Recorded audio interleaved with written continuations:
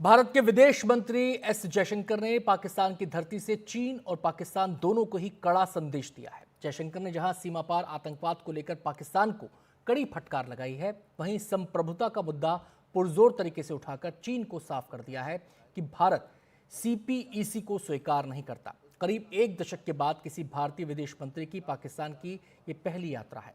SCO शिखर सम्मेलन में जयशंकर ने पाकिस्तान और चीन का बिना नाम लिए उन्हें धो डाला। उन्होंने कहा कि एससीओ में सहयोग आपसी सम्मान और संप्रभु समानता पर आधारित होना चाहिए।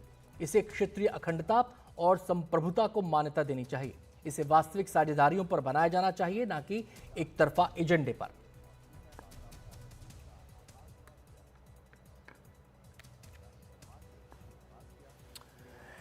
तो एससीओ समिट का आज दूसरा दिन है और आज दूसरे दिन समिट में आतंकवाद के मुद्दे पर उन्होंने कड़ी बात कही, कड़ा संदेश पाकिस्तान को दिया। एक बात ये कही जा रही थी कि अगर रिश्तों को नॉर्मल करना है तो व्यापार की दिशा में आगे बढ़ा जाए। जयशंकर ने साफ कर दिया कि आतंकवाद और सीमा पार व्यापार साथ साथ नहीं चल सकते। सीधे हम रुख करेंगे, हमारे संवाददाता उमा शंकर सिंह हमारे साथ जुड़ गए हैं जो इस समिट में ही मौजूद हैं। उमा, जयशंकर ने कड़ा संदेश दिया है, इस संदेश के मायने क्या हैं और उसकी व्याख्या काफी बड़ी हो सकती है। जी बिल्कुल, देखिए भारत के लिए जो आतंकवाद है एक बड़ा मुद्दा रहा है और एससीओ के फोरम पे विदेश मंत्री ने आतंकवाद की तो बात की है और ये भी कहा है कि बिना आपसी भरोसा को बढ़ाए जो है और ईमानदार बातचीत किए बगैर जो है वो एससीओ के जो लक्ष्य हैं उसको पूरा नहीं किया जा सकता। लेकिन एक गौरतलब बात ये भी है कि इस पूरे बयान में अगर देखें तो पाकिस्तान का नाम तो उन्होंने नहीं लिया और जो भाषा है वो पहले के मुकाबले नरम भाषा नजर आ रही है। खासतौर पे अगर यूएनजीए में जिस तरीके से शहबाज शरीफ ने कश्मीर मुद्दे को उठाया था और जिस तरह से भारत की तरफ से विदेश मंत्री एस जयशंकर ने उसका जवाब दिया था, तो वो जो कड़ी भाषा थी वो इस फोरम पे नजर नहीं आ रही। हालांकि एक बार फिर से बता दूं कि आतंकवाद भारत के लिए चिंता का विषय रहा है। इस फोरम पे भी उसने आतंकवाद की बात की है, एक्सट्रीमिज्म की बात की है, जो टेररिज्म की है उसकी बात की है।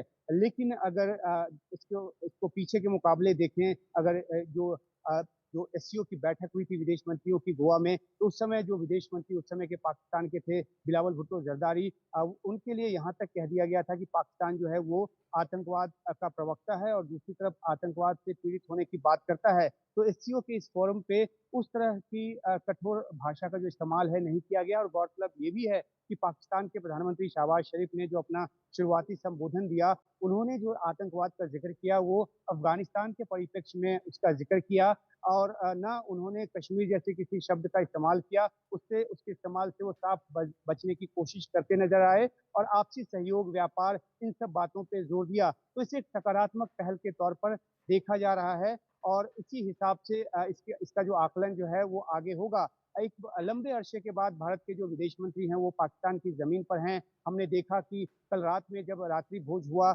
तो पाकिस्तान के प्रधानमंत्री ने उनका स्वागत किया, गर्मजोशी के साथ किया। ये भी जानकारी निकलकर सामने आई कि भारतनाट्यम का एक कार्यक्रम जो है वो भी सांस्कृतिक कार्यक्रम के तौर पे रात्रि भोज के दौरान रखा गया था, क्योंकि हर देश जो यहाँ शिरकत कर रहे हैं उनकी संस्कृति से जुड़ी कोई ना कोई कार्यक्रम वहाँ पे पेश किया गया। तो भारत के लिए जो है वो भारतीय नाट्यम से जुड़ा जो एक कार्यक्रम जी। है वो पेश किया गया। और आज जो विदेश मंत्री ने एक ट्वीट किया फोटो, हालांकि वो एक अनौपचारिक फोटो है जिसमें वो सुबह की सैर करते नजर आए भारतीय जो हाई कमीशन के जो अधिकारी हैं, जो राजनयिक हैं उनके साथ। तो ये भी एक सॉफ्ट अप्रोच को दिखाता है कि किस तरीके से उन्होंने इस मौके का इस्तेमाल जो है एक एक भरोसा बहाली की दिशा में करते नजर आए, क्योंकि पाकिस्तान में सिक्योरिटी का बहुत मसला है और ऐसे में वो जब चहलकदमी करते नजर आए पूरे स्टाफ के साथ, तो उसका भी एक पॉजिटिव संदेश यहाँ पर पाकिस्तान में गया है। तो कुल मिलाकर उन्होंने एससीओ चार्टर की बात की। एससीओ चार्टर में किस तरीके से जो सुरक्षा, स्थायित्व का मुद्दा है, क्षेत्रीय स्थायित्व का मुद्दा है, उसका जिक्र किया। लेकिन वो कठोर उस तरह से नजर नहीं आए जैसे पाकिस्तान पर पहले नजर आते रहे हैं।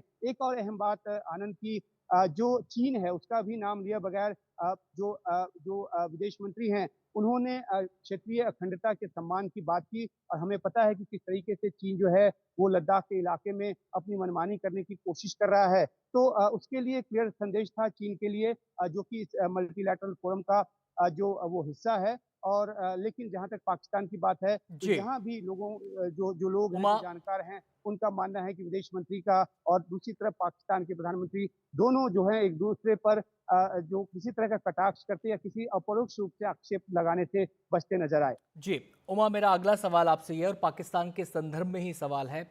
लंबे समय से कोई बातचीत, किसी किस्म का कोई रिलेशन दोनों देशों के बीच नहीं है।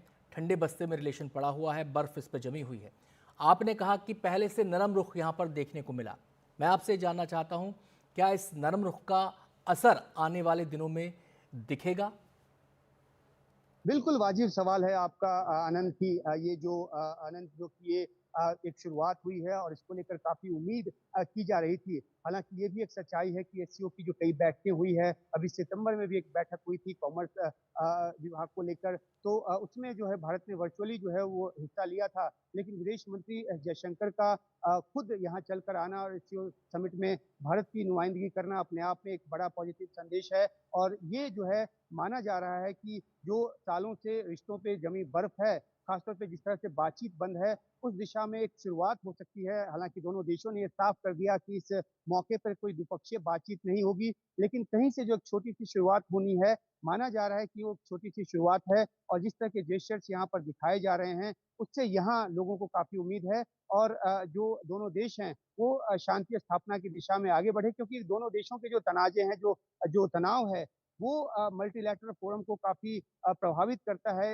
एक तरह से हाईजैक हो जाता है मुद्दा और जो समन्वय की बात है कहीं पीछे छूट जाती है। तो अगर ये दोनों देश अपने तनाव को भुलाकर आगे बढ़ें, तो न सिर्फ़ इन दोनों देशों को बल्कि एससीओ का जो चार्टर है, जो मकसद है, उसको भी पूरा करने में मदद मिलेगी। तो यहाँ अभी तो यही एक संदेश गया है कि एक पॉजिटिव शुरुआत हुई है, पहला कदम चला गया है। आगे आने वाले दिनों में हो सकता है कि जी, किसी न किसी तौर पे छोटी-सी शुरुआत हो ताकि आपसी बातचीत जो है पटरी पर लौटे।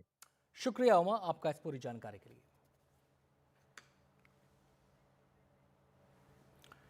तो पाकिस्तान में एस जयशंकर हैं और जो हमारे संवाददाता उमाशंकर सिंह बता रहे हैं कि भले ही एक कड़ा संदेश देने की कोशिश की गई है, लेकिन पहले के मुकाबले अगर देखा जाए तो रुख में थोड़ी नरमी यहाँ पर देखी जा रही है, जिसको काफ़ी पॉजिटिव तरीके से लिया जा रहा है और ये उम्मीद यहाँ पर की जा रही है कि आने वाले दिनों में हो सकता है इसका असर और भी देखने को मिले।